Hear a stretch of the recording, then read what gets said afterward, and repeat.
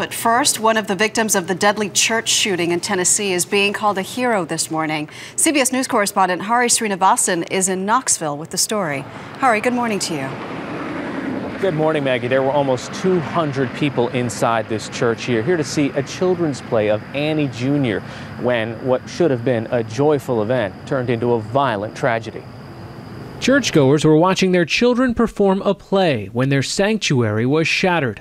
58-year-old gunman Jim Atkinson, seen in handcuffs, walked in with a 12-gauge shotgun, a bag full of ammunition, and began firing. It was shock, and you're trying to have it make sense in the context of where you're at. You're in church. When it was over, 8 were injured, and one man, 60-year-old Greg McHenry, lay dead.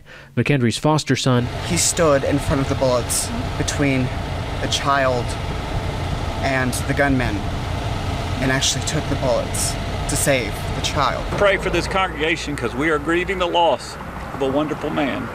Nobody knows why the gunman did what he did. Authorities searched Atkinson's home for clues, and the gunman's neighbors described him as a quiet man, but one who had problems with Christianity. So I was telling him about my daughter graduating from Bible college, and I was a Christian and stuff, and he just automatically almost turned angry when we started discussing the issue. Church members tried to begin making sense of what happened with special evening services at a nearby church. There's a lot of sharing, a lot of caring, a lot of reaching out, especially to the people who were in the service this morning, who were there firsthand to see it. 61-year-old Linda Krager, another one of the victims, died in the hospital last night. The gunman is being held on $1 million bond and is charged with first-degree murder. Maggie? Hari Sreenivasan in Knoxville. Thank you, Hari. Joining us now also from Knoxville is Terry USELTON, an eyewitness to the shooting. Terry, good morning. Thanks for being with us. Good morning. Why don't you set the scene for us? I know that you were in church with your grandchildren. One of them was performing at the time that this happened. When did you first see or hear the gunman? Well, right after the play had started, we were sitting there and heard a loud explosion. Couldn't figure out what was going on. We thought, well, maybe it's something with the lighting or something went wrong. Heard a second explosion, and then I turned around to look and see, and saw a man standing in the doorway with a gun. And so I got up from my seat and started toward him, and you started toward him. Most people would run away. That was your instinct, to go toward him? Yes.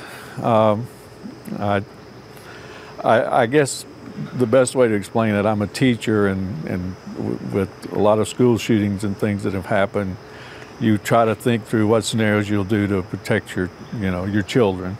Right. And this was one of those cases, and I just, that was my thought, is somebody's got to stop this guy. Terry, tell me about your grandchildren who were with you. How old are they, and how do you explain this to them?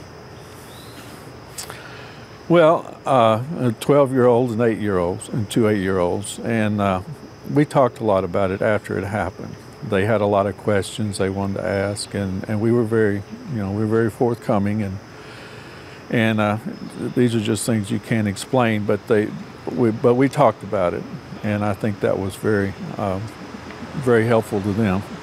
I know that you knew one of the victims, Greg McHenry, for a long time. What would you like to say about him this morning?